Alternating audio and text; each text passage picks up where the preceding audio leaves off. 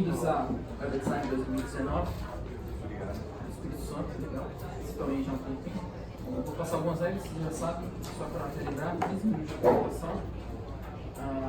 Tem uma apresentação, um apresentador principal, aí você pode passar a palavra para quem quiser, várias pessoas podem apresentar. O fiscal no 14º minuto, precisamente, vai levantar essa plaquinha, falando que tem mais um minuto. O controle do tempo é de vocês, mas a partir de 15 minutos vocês começam a terminar em mente.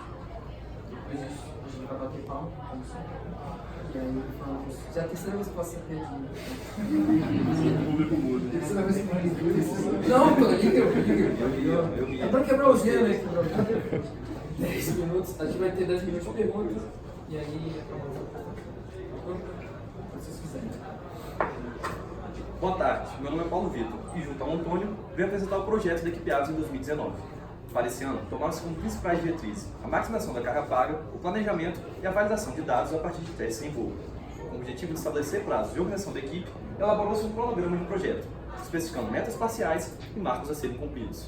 Ainda em 2018, levando em conta a similaridade esperada entre regulamentos, avaliou-se a classificação da competição anterior, estudando mais a fundo o seu top 5, avaliando parâmetros como configuração, carga paga e aproveitamento de bonificações.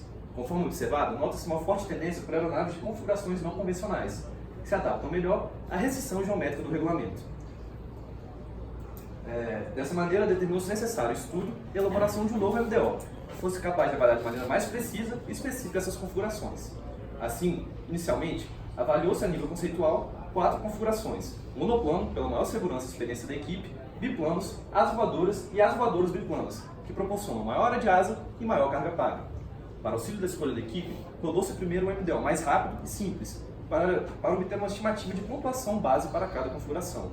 Nele, para monoplanos e asas voadoras, adotaram-se asas com até 3 TRs e perfis ao longo da envergadura. Para biplanos, asas com geometrias iguais, 2 TRs e perfis e H retangular. E para asas voadoras biplanas, 2 TRs e perfis, considerando também o gap entre asa fixo para as 2 últimas configurações. A partir disso, obtiveram-se as seguintes pontuações iniciais, onde biplanos e asas voadoras biplanas apresentaram-se mais promissoras. Entretanto, levando em conta fatores financeiros, consultivos e a pequena diferença de pontuação de 2% entre elas, escolheu-se a configuração biplano convencional. Nessa etapa, também foram determinadas algumas características gerais da aeronave, como motorização tratora, proporcionando uma tração líquida, evitando problemas de colisão da hélice e refrigeração do motor, empenagem convencional, buscando maior eficiência e menor peso vazio quando comparadas com as configurações em U e H, trem de pouso em triciclo, alinhando assim bom desempenho com estabilidade e controle durante a corrida. Além disso, devido à inexperiência com o comportamento de biplanos, construiu-se suporte de carga com 3 eixos de fixação, para permitir assim um grande passeio de CG caso fosse necessário.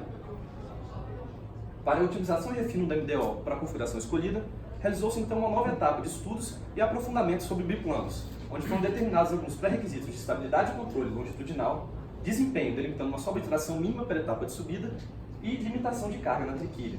Nessa etapa, adotaram-se asas com geometrias diferentes, permitindo assim com que a asa inferior tivesse maior AR e maior CL-alfa, apresentando bom ganho de sustentação, mesmo com ângulo induzido negativo gerado pela asa superior. Para minimizar o esforço computacional devido a esse último item, adotaram-se asas retrotrapezoidais. E buscando aproveitar ao máximo a restrição geométrica do regulamento, diminuíram-se a distância mínima entre triquilha e motor em relação ao bordo de ataque da asa inferior, elevando esse último até uma altura mínima para evitar a colisão da hélice. Por fim, avaliou-se também a variação da distância entre asas para valores fixos dentro de um intervalo pré-determinado. Buscando o aumento da MTOW, realizou-se uma análise de sensibilidade no MDO, onde foram obtidos que os parâmetros das asas com maior influência na pontuação foram o CL/CD na etapa de subida e o CL máximo. Assim, realizou-se uma realimentação entre a equipe de MDO e a equipe de otimização de aerofólios, onde eram estudadas as limitações aerodinâmicas obtidas no programa, sendo repassadas para o projeto de um novo perfil. Esse processo foi repetido até a saturação do aumento da pontuação, apresentando ganho de 800 gramas no MTOW da aeronave. O perfil final, AV19, mesmo apresentando uma redução de 2% do CL máximo, apresentou ganho de 44% de CL/CD no intervalo desejado, reduzindo também 4% o CM médio, quando comparado com o perfil base inicial CLIG 1223. Para o EH, selecionou-se o FX63137, por apresentar elevado CL máximo, buscando diminuir sua envergadura devido ao efeito de cauda curta. Para o EV, selecionou-se o NACA 09, para apresentar stall suave e uma boa disponibilidade de dados experimentais. Construiu-se então a primeira aeronave sendo levada para testes em voo. Após algumas curvas apresentando dificuldade em ganhar altitude, o protótipo veio à queda. A partir do feedback do piloto e as devidas investigações, concluiu-se que os principais responsáveis foram a elevada inércia do protótipo, consistindo de materiais mais baratos e pesados, e o demasiado arrasto além do esperado, prejudicando a performance de subida. Assim, para a correção desses problemas, realimentou-se o MDO a partir do protótipo. Para a etapa de subida, foi adotada uma nova restrição de razão de subida mínima, baseada em dados históricos de aeronaves antigas da equipe. Além disso, também trocou-se o perfil do EH para o TH17, apresentando o menor CL máximo, buscando assim maior AR e maior eficiência. Essas alterações, de maneira a minimizar o arrasto, geraram asas com maior afilamento como comparado com as gerações do primeiro protótipo, resultando assim em cordas e Reynolds muito baixas na ponta da asa inferior. Dessa maneira, foi necessário também determinar uma restrição de Reynolds mínimo, de acordo com o delimitado pelo projeto dos perfis. Durante o projeto detalhado, a aerodinâmica realizou o estudo de endplates para a redução do arrasto induzido. Foram testadas diferentes geometrias usando o VLM para otimização e o CFD para comprovação, sendo selecionada a configuração semicircular por apresentar ganhos de 3% de CLCD para diversos ângulos de ataque. Em conjunto com estruturas, analisou-se a viabilidade de configurações em caixote, utilizadas em 2018, e treliçadas para cauda e ligações entre asas. Após cálculos analíticos, constatou-se uma redução de 68% de CD para a ligação e 77% para a cauda, justificando então a utilização das treliças. Em desempenho, a seleção do grupo motopropulsor foi baseada em baterias de ensaios de tração, estáticos e dinâmicos, a partir dos dados obtidos em túnel de vento. A configuração ótima foi o Magnum XLS 61 e a APC 13x4. Em conjunto com a aerodinâmica, foram projetadas também carenagens para redução do arrasto da fuselagem e do efeito de blocagem devido à proximidade da hélice com o suporte de cargas. Foram testadas diferentes geometrias em CFD e em análise de ensaios de tração, selecionando a carenagem elíptica para apresentar o ganho de 15% de tração em relação à configuração inicial sem carenagens. Além disso, foram quantificados os ganhos dos endplates projetados para a aerodinâmica, apresentando um aumento de 220 gramas no MTOW da aeronave, garantindo também melhor eficiência durante várias etapas de voo. Por fim, projetou-se um novo dispositivo de frenagem, devido à ineficiência do anterior na competição de 2018. O novo dispositivo foi validado com sucesso em voos, sendo aprovado pelo piloto, garantindo assim maior margem para aproximação de pouso. O diagrama VN foi elaborado segundo as normas JR VLA 25, tendo as velocidades de rajada adaptadas para as encontradas na competição. Visando desenvolver uma longarina leve e rígida, criou-se uma matriz de decisão baseada nos critérios de rigidez, peso e fatores construtivos, tendo a configuração ótima retangular, com alma de balsa e abas de fibra de carbono. Porém, a equipe teve problemas com a mesma e optou pela segunda melhor da matriz.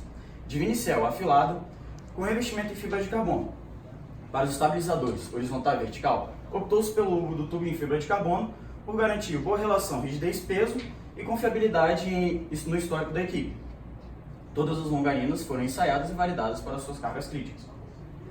Essa mesma matriz de decisão foi utilizada para o dimensionamento do trem de pouso, sendo validado através de simulação para suas cargas críticas de aterrissagem, assim como as orelhas de ligação com a fuselagem, que receberam camadas extras de fibra de carbono. Para os perfis das asas e EH, foram feitas otimizações topológicas baseadas em critérios de rigidez, tensão máxima e para o volume das cargas de AAP e BAP. Para a ligação entre asas, optou-se pela utilização da estrutura treliçada. Sendo assim, foi feita uma otimização de tamanho com as cargas críticas da asa superior e estimadas cargas assimétricas na ligação, sendo validados para os critérios de rigidez, tensão máxima e flambagem. Já a cauda, também com o objetivo de desenvolver uma treliçada, foram feitas otimizações topológicas e de tamanho com as cargas de deflexão máxima de profundor e leme, validados para os critérios de volume, rigidez torsional e flexional, flambagem e tensão. A fuselagem é composta por tubos de carbono com sanduíches para ligação com a asa, ligação entre asas e trem de pouso, sendo validadas em simulação para as cargas críticas de aterrissagem e cargas críticas de cada componente. A trequilha é composta por um tubo de alumínio com uma caixa de nylon, para maior absorção da energia no impacto. Devido ao grande número de otimizações realizadas nas rodas no ano de 2018, optou-se pela utilização da configuração ótima deste ano, por ainda estarem nos critérios da equipe para a competição e também garantir uma boa redução de peso. O posicionamento do CG para MTOW foi definido pelo MDO da aeronave. Porém, para o voo do primeiro protótipo, foi adotado um CG mais dianteiro com o objetivo de garantir o conforto do piloto. Além disso, buscou-se alocar as cargas de forma a alinhar o CG com a linha de tração da aeronave, aumentando aos poucos o efeito do motor no momento conforme o aumento de carga. Devido à existência de uma asa superior com uma distância significativa para com o CG, o efeito de seu arrasto, assim como da distância de sua força resultante, causaram uma variação não linear no momento longitudinal da aeronave. Mas apesar dessa variação ao longo do ângulo de ataque, mantiveram-se as condições mínimas para comportamento estável durante todo o envelope de voo. O dimensionamento do profundor foi realizado com o auxílio do diagrama VN para garantir trimagem em qualquer situação requerida de voo. Já o LEM foi dimensionado de forma a garantir CN beta mínimo e trimagem para ventos constantes de través de até 3 metros por segundo.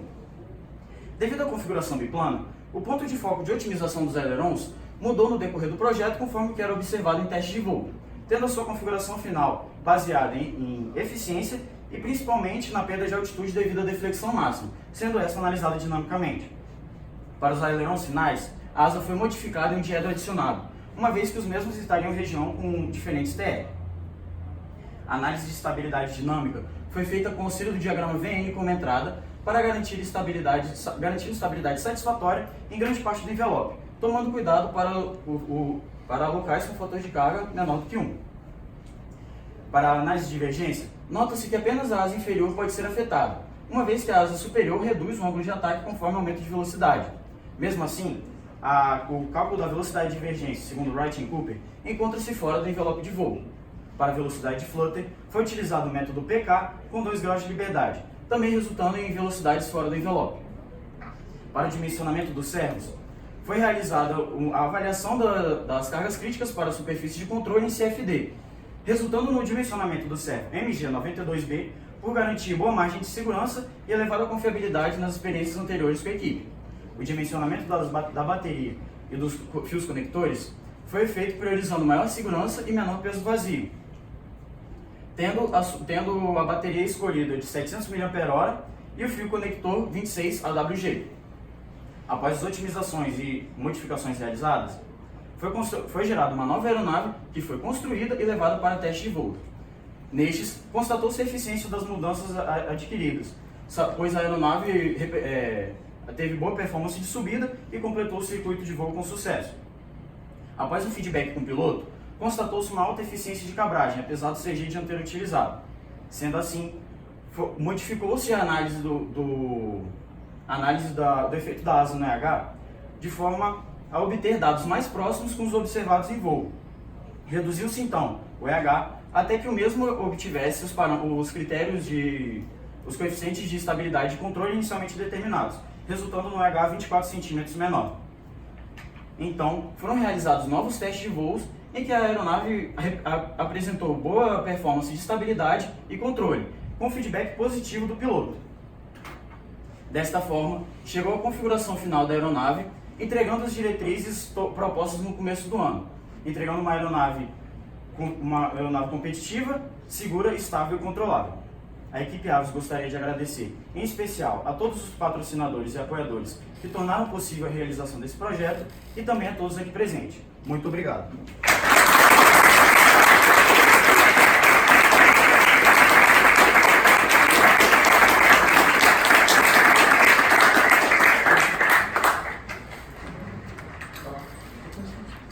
Você começa. Não, mas eu só ficar chateado.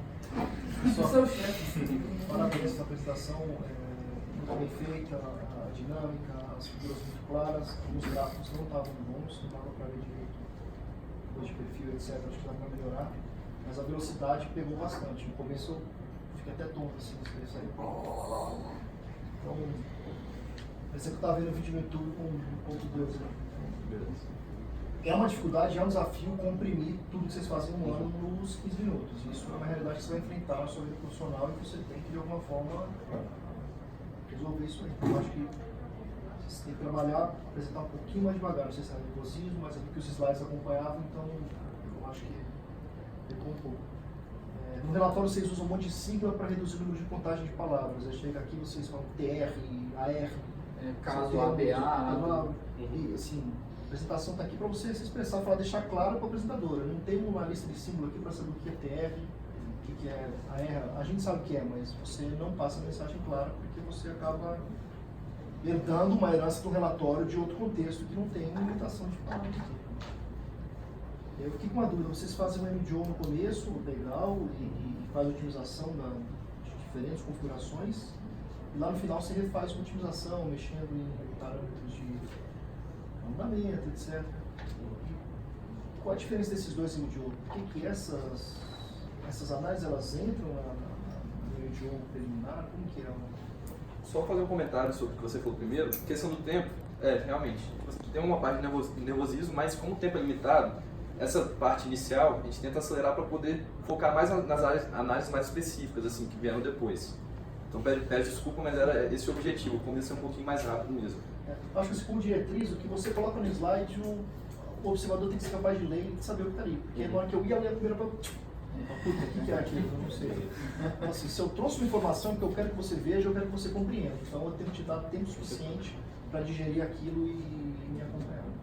E a pergunta eu vou repassar para o Vitor, ali atrás. Você poderia repetir a pergunta de novo, como se fosse ouvir? Na seleção da configuração, vocês fizeram uma utilização e escolheram lá a configuração que deu o melhor desempenho. Mas lá na frente você refaz o MDO também, que é o MDO onde você mexe em parâmetros geométricos e reutiliza ou não, vendo que não tinha razão de subida, etc. Qual a diferença desses dois MDOs? Por que você não executa esse logo no início? A diferença principal, assim, que eu diria entre os dois é realmente na quantidade de parâmetros de otimização, porque como eram 4 configurações diferentes e o tempo é corrido, então a gente faz um pouco mais reduzido para acelerar essa etapa. E em relação a alguns critérios também de limitações, por exemplo, que foram só, como posso dizer, descobertos. Depois, quando estudado o plano mais aprofundadamente. No resto, só o básico ali. Porque o ponto seguinte, se esses parâmetros não estão no seu MDO de base lá, ele pode contaminar a sua seleção, porque se você pegou um indivíduo e evoluiu mais nele. Com certeza. Quem te garante que os outros caras não evoluiriam muito mais do que aquele? Você não tem... Você acaba tomando uma decisão que não necessariamente é a melhor das soluções entre as configurações. Sim, eu entendo. Isso é um processo de aprendizado, de agora vocês têm que pegar todo esse aprendizado e jogar no seu MDO lá para tentar antecipar ao máximo esses findings. No caso, atualizar os mais específicos agora nos que seriam os básicos. Outra coisa também é, por exemplo, o MDO mais básico, a gente analisa as etapas mais como corrida, decolagem e subida, assim, no máximo. Já nos outros MDO mais específicos, assim, outras etapas como curva e algumas situações críticas, entendeu? Tudo que influencia a sua pontuação deveria estar no primeiro, porque é a sua função objetiva e é o que você está usando como critério de seleção. Um comentário assim, se vocês fizerem análise da hélice, influência, vamos voltar para o apresentador. Se vocês fizeram validação experimental da carenagem frontal para redução do bloqueio de hélice, vocês fizeram Isso. Ensaio de tração e análise CFD. Eu vou dar tempo pro pessoal aqui, senão você... Eu vou contar aqui, ó. 1 minuto. Tá lindo, chefe. Você pode fazer o que você quiser. Eu tenho que ver, tá bom. Vai, João, pode. Tá bom. Primeiro, para analisar aqui, tem muito boa apresentação, gostei bastante. Tá, tem razão, tá? Foi um pouco corrido mesmo, no começo a gente ficou meio perdido. Para avisar também pelo avião, que está muito bem construído. Tô vendo daqui, parece que está realmente, até agora, um dos melhores que eu vi, viu? Lindo mesmo. Tá? Tem uma dúvida, vocês comentaram ali, vocês analisaram depois de uns voos, vocês observaram os dados em voo, resolveram mudar a empenagem pelos dados que vocês observaram em voo. Dá para contar um pouquinho o que foram esses dados, como é que vocês decidiram que reduzir o tamanho da empenagem era o objetivo? Vou passar o Vitor não, porque ele é de estabilidade, controle e trabalho. Os dados foram basicamente velocidade e trimagem realmente do avião durante o voo. Vocês coletaram esses dados em voo? Sim, velocidade e trimagem apenas. De trimagem, principalmente no controle, que a gente consegue pegar um histórico para saber como que ele está, quais foram as deflexões, e depois só olhando o avião. Aí no caso, a gente, como as análises que a gente tem, as derivadas são muito parecidas, porém o offset ele fica deslocado. Então a alteração foi justamente nesse offset. A gente analisou a trimagem, comparou com o que estava batendo nos testes e aí ajustou esse offset para ficar mais Calcular parecido. o offset foi do quê? Da curva, de semi por alfa. Só do avião completo. Do avião completo. Do avião completo. Isso. Aí você decidiu então para fazer esse ajuste e diminuir a penalidade. Isso. E deu resultado? Deu. Melhorou a qualidade. Sim. Tá bom. Continuar sobre esse assunto.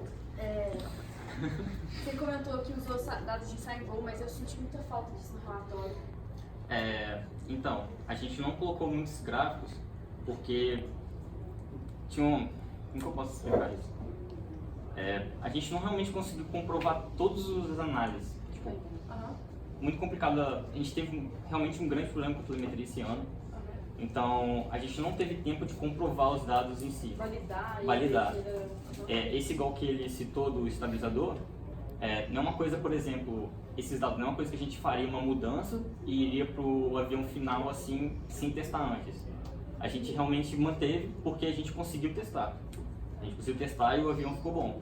Então, se não tivesse corrido, a gente não teria alterado assim, de final. A gente realmente não teve uma comprovação muito boa. O relatório ficou muito bom. Eu gostei muito do relatório de vocês sobre a de controle. O que eu senti falta foi mais a parte de dados de ensaio. Vocês chegam a comentar que o ensaio foi usado para decisões da equipe, mas falta colocar mais evidências do ensaio. Eu comento isso porque às vezes colocar, voei, mas colocar evidências. E sim, a opinião do piloto ela é realmente muito importante. E aí, a respeito de um comentário da apresentação e que eu vi no relatório também. Por que foi avaliada a qualidade de voo apenas para fator de carga maior que 1? Por que não olhou, por exemplo, ponto 8, ponto 7? Parou em 1? Vocês comentam que em algumas partes seriam instáveis. Sim. E aí tem um gráfico ali do diagrama VM que vocês colorem ele. Pode ser.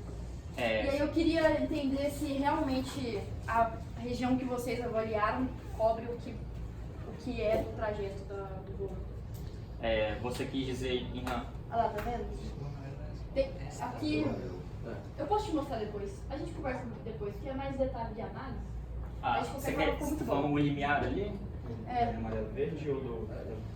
É o amarelo verde. Fator de carga não seria aqui. É amarelo E verde. fala- Seria os vermelhos seriam os instáveis, o verde e amarelo seria o que é satisfatório. Entendi. O verde realmente seria o bom e o amarelo foi que tipo tá satisfatório, mas não o melhor que poderia ser. Entendi. Aquela parte ali amarela não tava lá. Assim, esse gráfico é bem interessante, essa coloração. Mas assim, a gente ele conversa mais não tá depois. no relatório? Não, esse não. Mas a gente conversa mais depois. Ficou bem interessante a análise. Obrigado. De boa? Na verdade, eu vou começar com uma curiosidade minha. Essa roda do sul ficou... Parece grande. Como é que vocês fizeram a dimensão deles? Pensando das rodas, É. eu vou passar pro Miguel, da área de Foi tipo topológico? Foi uma otimização topológica, na verdade ela foi feita no ano passado e... Mas e o diâmetro? Vocês escolheram como? Vocês tiveram algum problema no passado? O diâmetro, posso passar? Pode falar. A gente pode explicar. Você vai falar de tudo, né? Esse é o cara. Não pode Tá. esquecer desse cara. Isso aí, na verdade, foi uma análise na corrida mesmo com o piloto. Pode ser que seja por causa da nossa pista que a gente tinha, Tá. mas a roda muito pequena acabava vibrando muito o avião. Aí a gente trocou para a roda maior para conseguir fazer uma corrida boa. Ano passado a gente usou um pouco menor e esse ano a gente levou diferentes para o primeiro teste, né? Tá. Conversando com o piloto, ele falou: "Ó, essa daqui atendeu melhor do que as outras." Que era a maior de todos, ou Não, não? não. Não foi. Tá. Não, olhei. Só por curiosidade.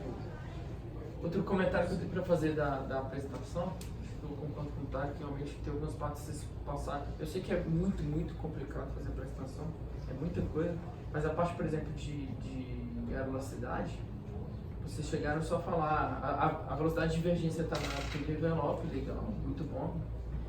Que vocês fizeram, volta lá. Vocês fizeram essa questão das duas asas, legal.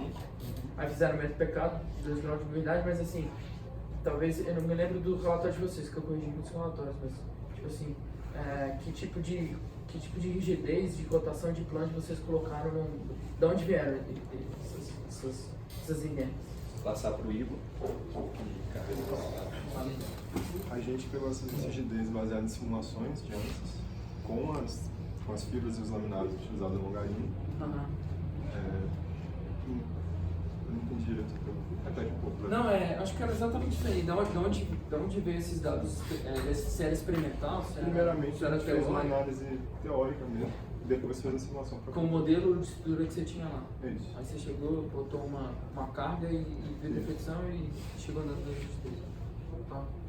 Seria legal mostrar, pelo menos falar alguma coisa disso, mostrar pelo menos a sua evolução dos dois modos. Acho que é legal.